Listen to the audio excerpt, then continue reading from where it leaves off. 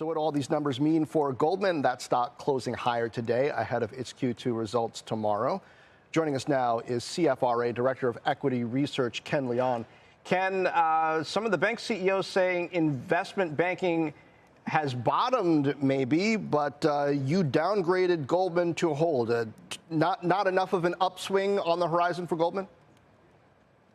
Yeah, there's a world of difference. So we do think the second quarter was the bottom, but we're not going to see a V-shaped recovery in the capital markets, particularly investment banking. It's probably going to be well into 2024. And earnings estimates for the street have come down substantially for Goldman Sachs. And the outlook for their traditional businesses still is moderate growth.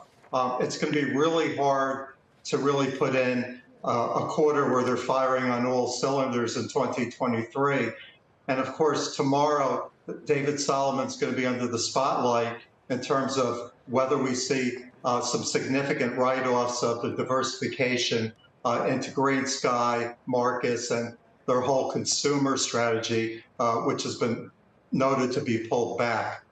Yeah, which is exactly where I was going to go with my question to you, Ken, was how noisy do you expect this report to be in terms of those write-downs? And I guess just how sweeping could strategy communication be from Salomon as the bank shifts away from that?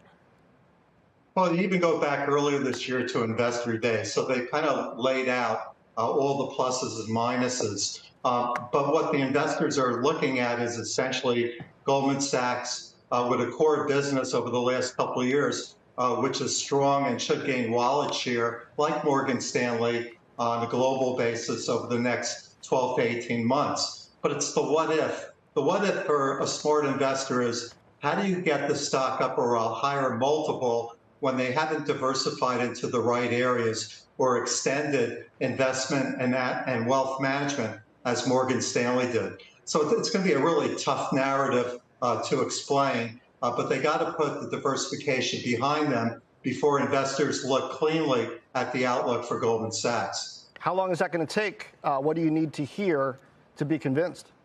Well, unlike Citigroup, which is a multi-year transformation, or what was Wells Fargo, I think what would change probably is, first, they're going to clean the deck by doing these large write-offs, and then they need to probably make a substantial acquisition in asset or wealth management to bolster their scale there. That will be another day, another story, but directionally, they're going to make better decisions in the future.